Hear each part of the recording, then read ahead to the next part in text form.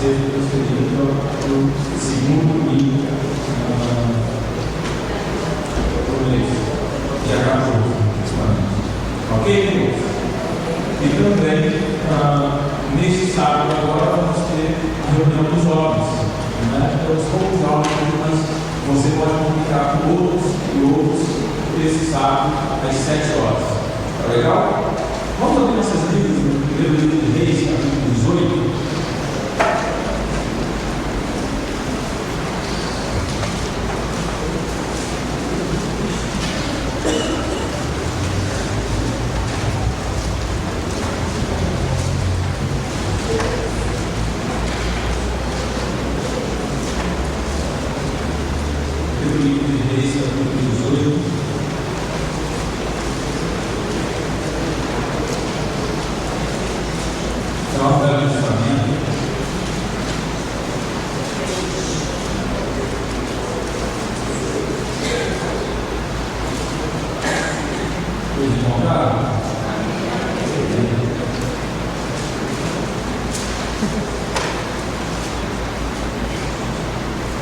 Capítulo 18, verso 41.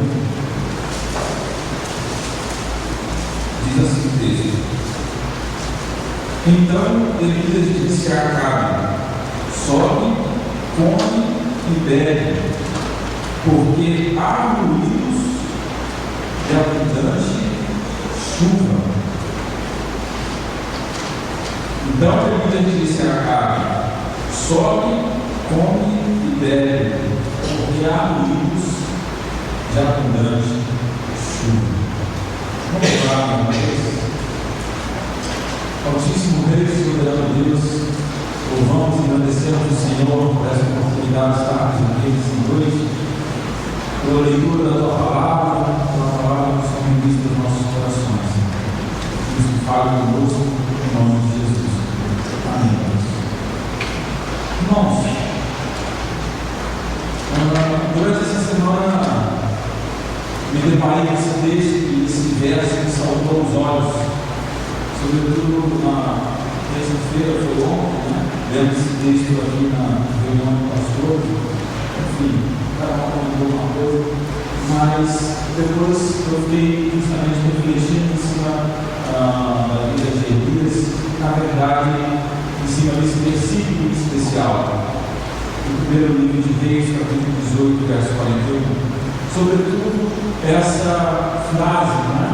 Essa certeza, essa declaração do profeta: há ruídos de abundante chuva. E a gente sabe que naquele tempo, o profeta estava vendo um contexto onde chuva representava bênção. Porque a chuva, quando vinha, regava a terra, e então fazia brotar as sementes, e havia então colheita farta.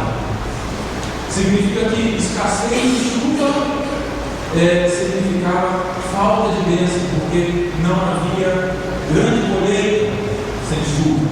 Mas com muita chuva havia grande colheita. Então a chuva naquele período, naquele tempo, simbolizava, significava bênçãos. Significava bênçãos. Então, quando o texto narra abundante chuva, o texto está dizendo, dá uma ideia de bênçãos em abundância também. É óbvio que eram bênçãos físicas, era algo real. De fato, a colheita era maior quando havia chuva. A gente pode pensar nos nossos dias também, refletir em cima disso. A abundante chuva também é bênçãos. E isso, de fato, em termos de bênçãos para mim, nesse ano todo, tem colhido onde eu não plantei, glória a Deus. Deus tem abençoado sobre a minha vida. É muito bom a gente colher, mas não planta, né? Deus faz isso para a gente, porque, como diz o próprio apóstolo Paulo, né? Um é o que planta, o outro rega, o outro é o que colhe. Tem vezes que a gente planta, já fiz tudo isso. Tem vezes que a gente rega, também já fiz isso. E tem vezes que a gente colhe sem nem plantar nem regar. E aí fato, esse ano eu colhi muitas vezes, mas se aguardei e fiquei. Glória a Deus por isso. Amados, o profeta diz: há ruídos de abundante chuva. E eu fiquei pensando nessa declaração e algo em especial Deus me trouxe ao coração que eu gostaria de compartilhar com os irmãos a respeito da sensibilidade espiritual do profeta Elias. O profeta Elias a gente pode caracterizar de diversas maneiras, e se nós formos ver a história do profeta Elias, a gente vai aprender muita coisa. Podemos aí tirar esse texto, continuar lendo ele e tirar diversos outros temas, mas em especial nesta noite, como estava lendo, me saltou os olhos essa expressão, me saltou os olhos ao coração desse tema, a sensibilidade espiritual do profeta Elias. Por que isso, meus irmãos? Porque o profeta, quando declara há ruídos da abundante chuva, é importante a gente notar no contexto que não havia indício nenhum de chuva, não havia simplesmente indícios nenhum de chuva. Somente o profeta estava vendo a chuva ali. Na verdade, ele estava ouvindo espiritualmente. O ruído que eu vi era só um ruído, um sussurro, né? Uma fininha. Às vezes a gente dá de baixo, né? Olhando, o pastor, estou ouvindo isso daqui, eu não estou ouvindo nada, mas o pastor está dizendo, tem um ruído aqui no grave, um ruído ali no céu. Mas como que ele pode ouvir a nossa dizer, eu não estou ouvindo nada, né? Mas por quê? Ele tem um ouvido muito sensível, percebe coisas que percebe no som, assim como o Renato tem, né? Vai ouvir a nota e vai perceber. Os outros também, eu não vou entender nada, eu não vou dizer nada disso. O profeta ouviu somente um ruído, porque ele tinha sensibilidade para ouvir. Mas era uma sensibilidade espiritual, porque não havia nada visível aos seus olhos, por isso que era algo espiritual, era um sonido que ele ouviu na sua alma, porque a chuva que vinha era física, mas veio antes do mundo espiritual. Pastor, como assim?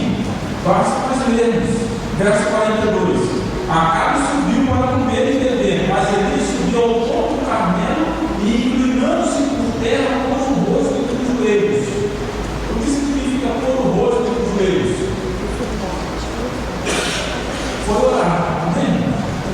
Pôr o rosto entre os joelhos, acabou no pó para orar ao Senhor.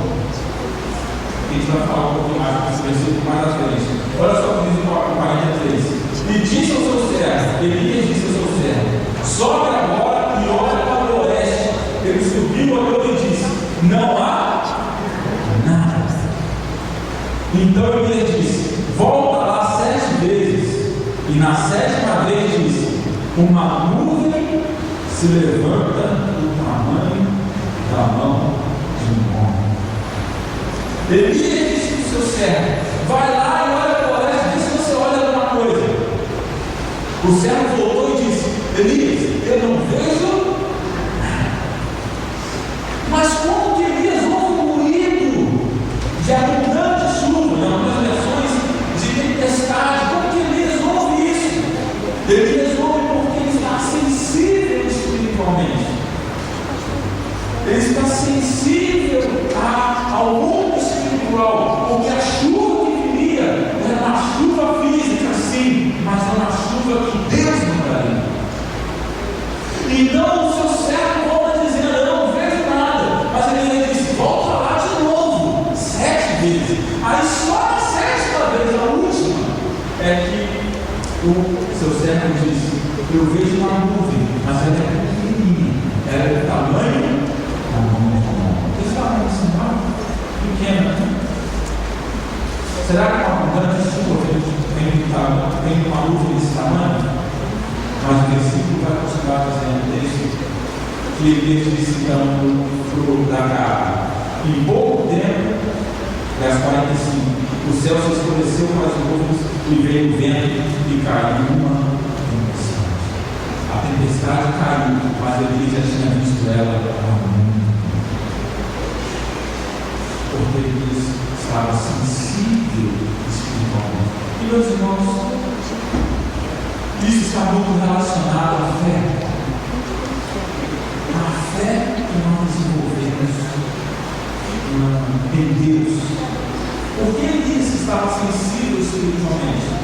Porque ele tinha fé no Deus que ele servia.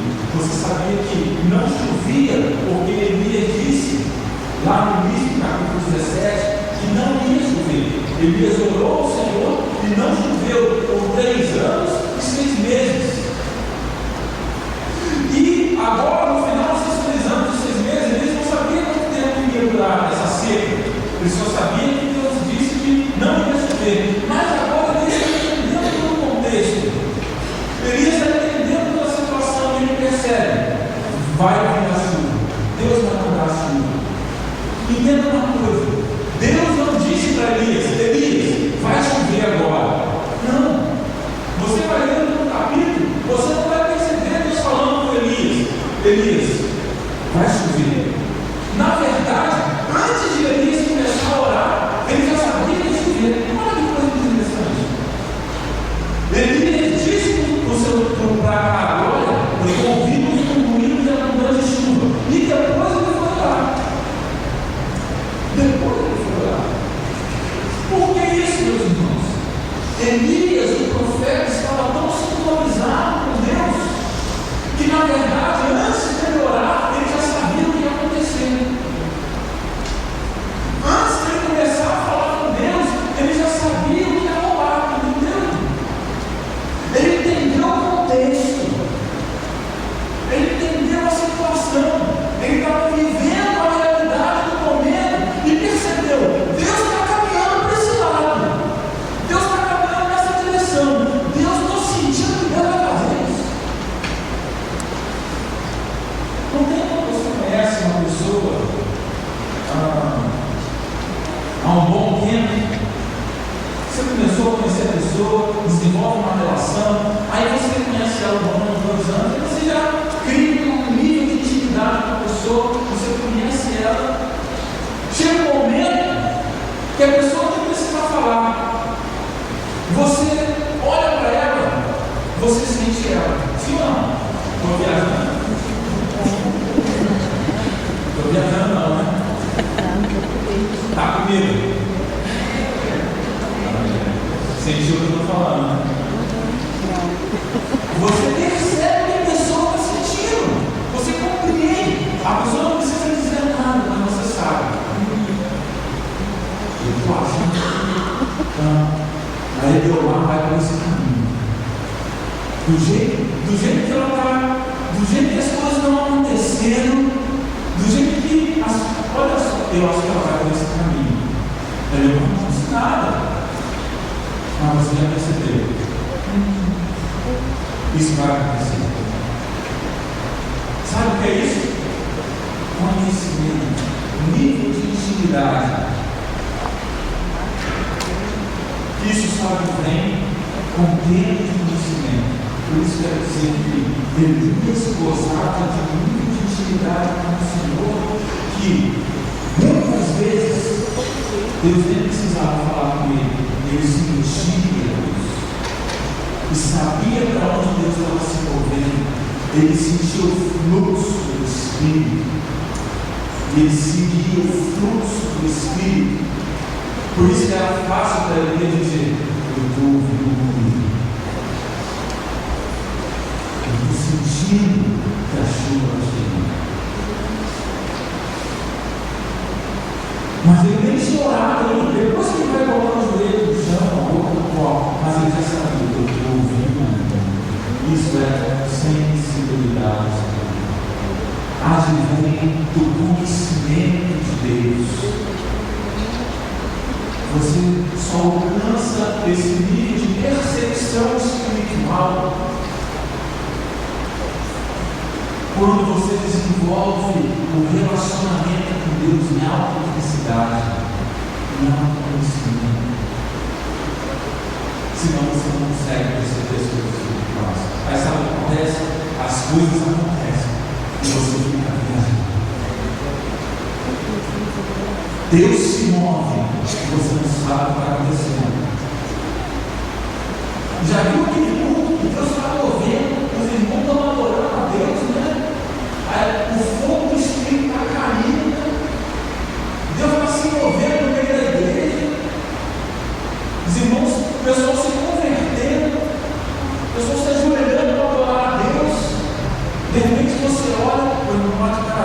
braço cruzado. Sabe o que é isso? Resistência espiritual, frieza, falta de percepção do Todo-Poderoso. O Espírito Santo não reconhece a realidade espiritual, não segue o fluxo do Espírito. Aí eles têm que orar para se quebrar.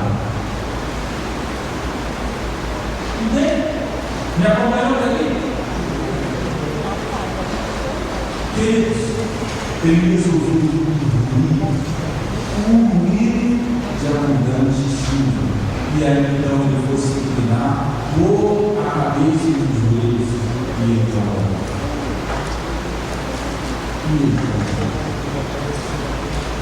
A fé, como estava dizendo, a fé faz com que a gente tenha essa percepção espiritual. Ela nos move, pastor, como que eu alcanço essa percepção espiritual? A fé nos move, porque a fé é o firme fundamento das coisas que não se mas se esperam. Hebreus capítulo 11, verso 1. Então, a fé não contempla o que é material, visível, ela contempla o que é espiritual, o que está na realidade celestial. Por isso que a fé é que move a sua percepção espiritual, porque a fé faz você ver aquilo que não é visível, a fé faz você ver aquilo que está no plano espiritual, a fé faz você ver a realidade de Deus, a fé faz você ver a realidade do Espírito Santo, do Deus que se move e atua. Você vai ver, por exemplo, em Hebreus capítulo 11, na teologia da fé, no verso 25 e 24, se não me engano, o autor de Hebreus fala a respeito de Moisés. Moisés escolheu ser maltratado com o povo de Deus do que gozar por um pouco de tempo dos prazeres do pecado que estava no Egito. Porque diz o texto, Moisés ficou firme como vendo o invisível. Moisés ficou firme como vendo o que é invisível. Elias estava vendo o invisível. E eu poderia citar muitos homens, outros, e também mulheres, outros, de Deus,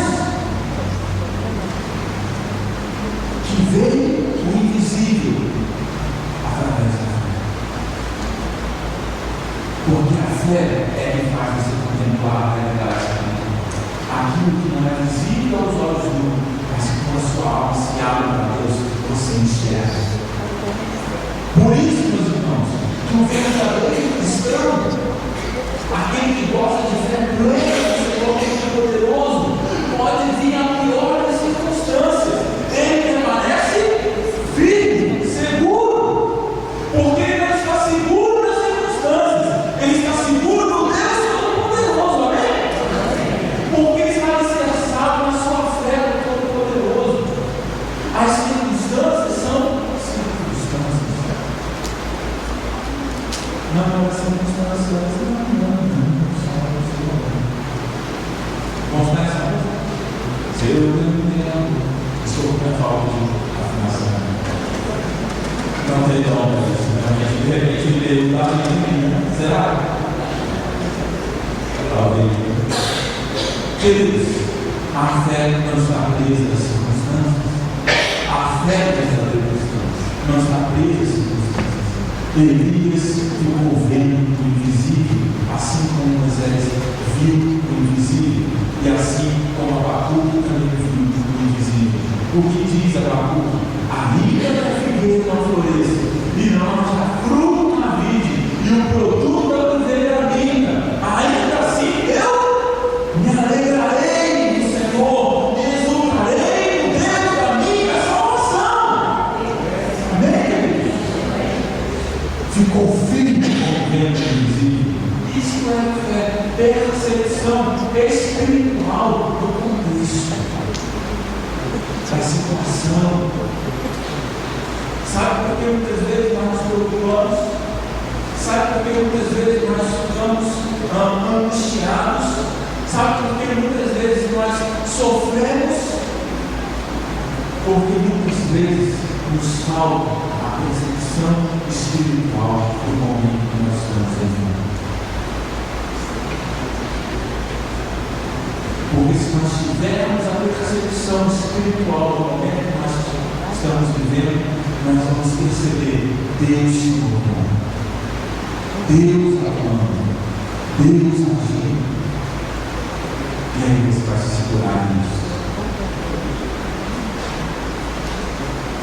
Já viu aquela pessoa que sofre por antecipação? O que disse Jesus? Basta estar ali no seu próprio mal.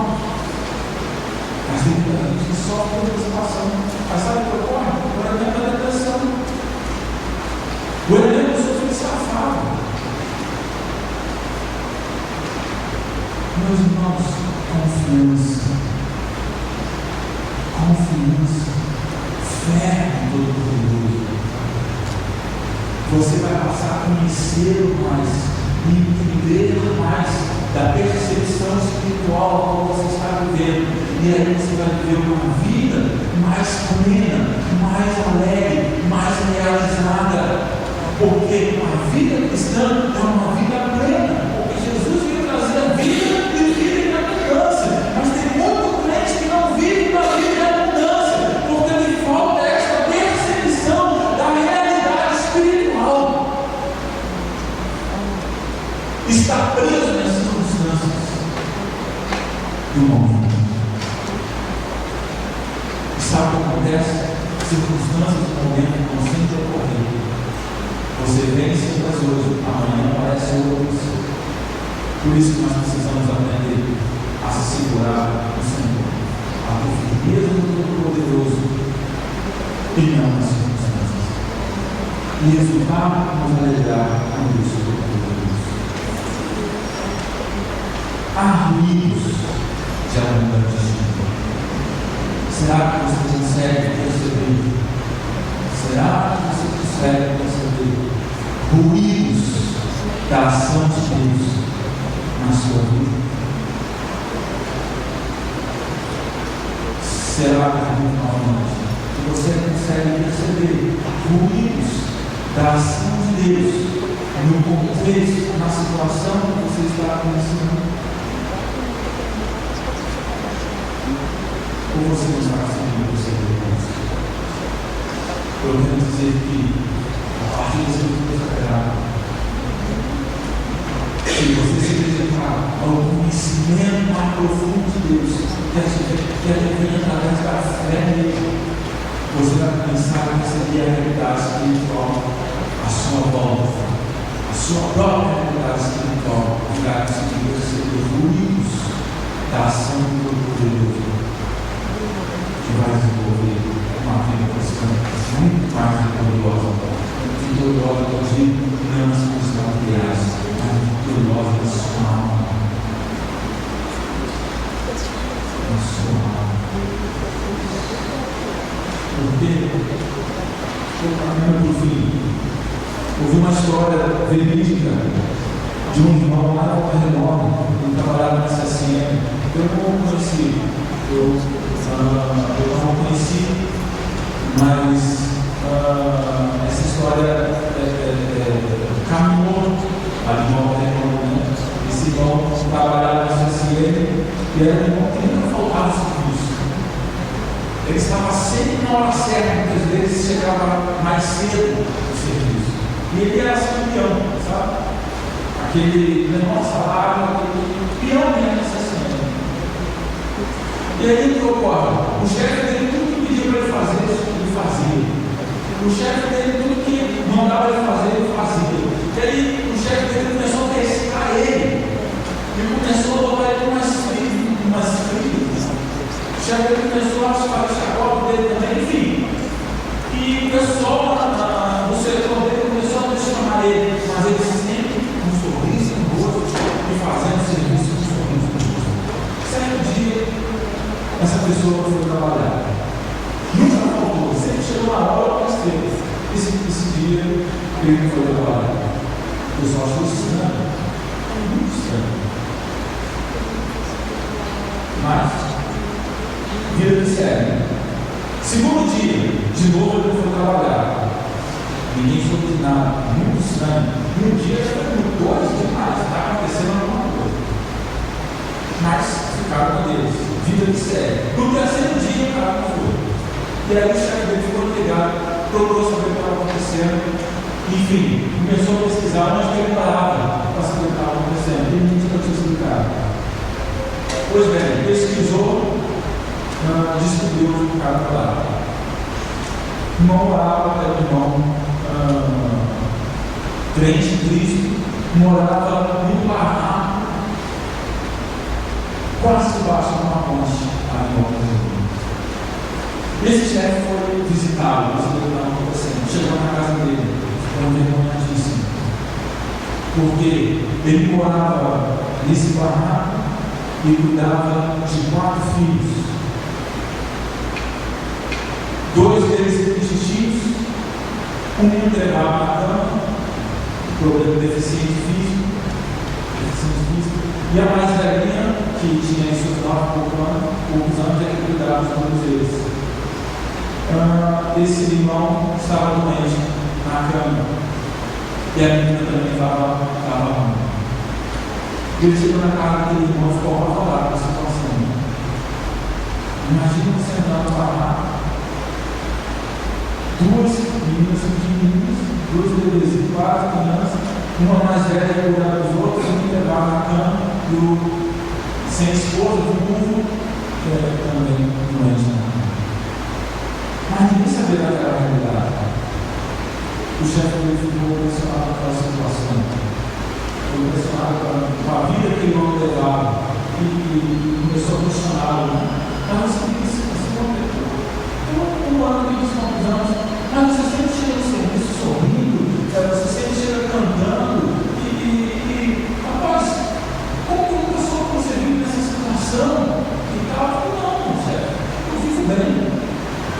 Estou feliz com Deus. Por isso que eu chego no serviço cantando, Senhor. Por isso que eu chego no serviço sempre sorrindo. Se Deus quiser melhorar a minha vida material, Ele vai melhorar. Eu tenho que trabalhar para que não está. Mas se Ele não quiser, glória a Deus também, porque eu estou feliz com Ele, porque eu tenho dele na minha mão. Sabe o que é isso, Senhor? Fé que não está presa mas que está segura no Todo-Poderoso. Aquele homem vivia uma situação terrível, mas ele estava conseguindo ter a percepção espiritual da sua vida. Ele entendia. Se Deus quiser, Ele faz. Eu tenho que trabalhar, eu tenho que lutar. Se Ele quiser, Ele vai continuar recebendo glória. Porque é Deus que Ele agindo. Amém? Você consegue perceber o limite da ação de Deus? A ação de Deus naquele tempo seria a grande chuva dos 3 anos e meio. A ação de Deus na sua vida vai ser o mais importante vocês terem os seus olhos da alma abertos para perceber a ação de Deus. Porque senão Deus pode agir, você pode não perceber, mas sabe o que acontece? Você vai continuar vivendo uma vida medíocre de cristão, sem vivenciar a experiência com Deus. Nós estamos sujeitos a isso, a viver uma vida medíocre de cristão, que não contempla as ações do Todo-Poderoso Deus. E aí a gente é tentado a ser somente religioso. Meus irmãos, a chamada bíblica é para mais de uma religião, é para um relacionamento com Deus. Relacionamento, conhecimento, do tipo que ele não precisa nem falar, mas você está se movendo na direção dele. Fruto de conhecimento, de relacionamento com Deus. Foi o que ele fez. Deus havia nem ainda falar, mas ele já sabia que Deus não era. E depois ele foi orar. Botou o joelho no chão e foi orar. Disse que sou cego. E lá ele se engano. Depois 7 vezes. Ele viu uma mão. Aí ele disse: já sabia. A tempestade está chegando. Eu estava ouvindo um ruído. A tempestade agora. Queria desafiar você. A partir dessa palavra, abrir seu coração, abrir as janelas da sua alma para perceber a realidade espiritual. Meus irmãos, Jesus estava no barco com seus discípulos. Jesus estava dormindo no barco com seus discípulos. E os discípulos estavam apavorados por causa da tempestade que eles estavam sofrendo. E os discípulos apavorados por causa da tempestade que estavam sofrendo, começaram a tentar fazer alguma coisa.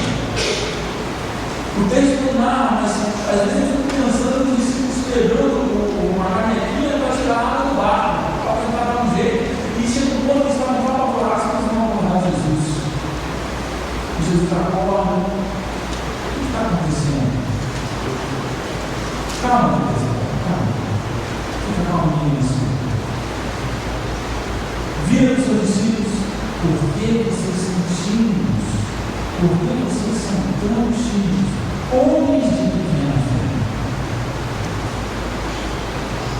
Meus irmãos, os discípulos lhes faltavam percepção da realidade espiritual que eles estavam vivenciando. Olha só que absurdo! Jesus estava no barco. E eles estavam com medo da tempestade. Que loucura, não é verdade? Jesus estava no barco. Ora, se ele é afundado, como Jesus mesmo. Essa tempestade é um propósito. Não estou entendendo, mas Jesus está dormindo. Ou então eu vou orar para essa tempestade acalmar, então para de perturbar Jesus, ou eu vou dormir na hora dele. Sei lá. A menos que para orar. Jesus disse: são homens. Vocês não percebem a realidade espiritual. Calma. Precisamos estar atentos à ação de Deus, porque senão Deus pode passar, pode agir e a gente não perceber. E aí, é uma manifestação. E aí, meus irmãos, a gente acaba vivendo a experiência dos outros, mas Deus não quer que você viva a experiência dos outros. Deus quer que você tenha a sua experiência no mundo. Deus quer que você cresça no conhecimento dele e comece a contemplar as ações dele na sua vida e na sua alma. Com a sua cabeça nesse momento, eu gostaria de orar para você em nome de Jesus. Se você ouviu a palavra do Senhor nessa noite, acompanhar nossa oração, orando a Deus, mais fé, mais percepção espiritual da parte dele, para sentir a ação de Deus, para sentir o fruto do Espírito Santo que se move à sua volta. Desafio você orar comigo em nome de Jesus. Senhor, Deus Todo-Poderoso, louvamos e agradecemos pelo nome da tua palavra, Deus, que o Senhor traz no nosso coração, que fala conosco, Senhor Deus. Muito obrigado, Deus. Quanto podemos aprender com a